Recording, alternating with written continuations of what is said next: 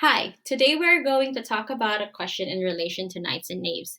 But before we get started, let's first talk about what knights and knaves are. Knights are known to be truth tellers, so this means they only tell the truth. Knaves, on the other hand, are the opposite, which means they only tell lies. And now that we have those information, we can look at our scenario. It says, as you arrive on the island of knights and knaves, you come across three island inhabitants, conveniently named Alice, Billy, and Carl. In hopes to find somebody you can trust on the island, you approach Alice and have the following conversation. You ask her, are Billy and Carl both knights? She said, yes. You ask her again, is Billy a knight? This time she answered, no.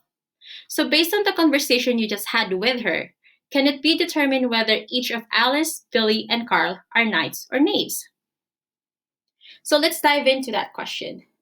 And for starters, I would like to do three stick figures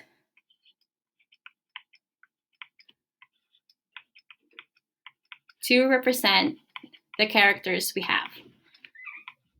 So A for Alice, B for Billy, and C for Carl.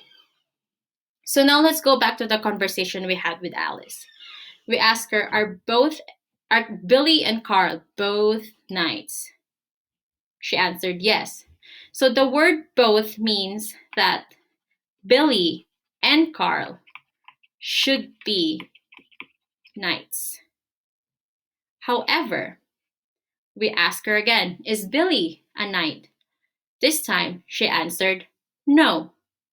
So her answers contradicted each other, which means that she must be lying, which implies that she is a knave.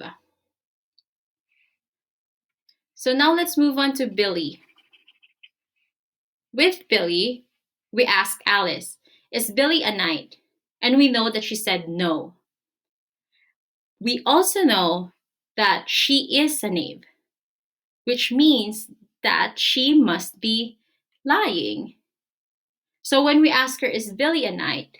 And she said no, and that is a lie, this means that Billy must be a knight.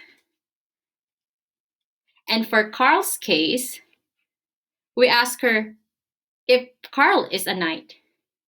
She said yes.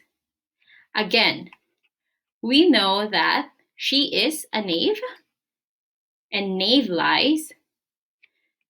So this must mean that Carl is a knave.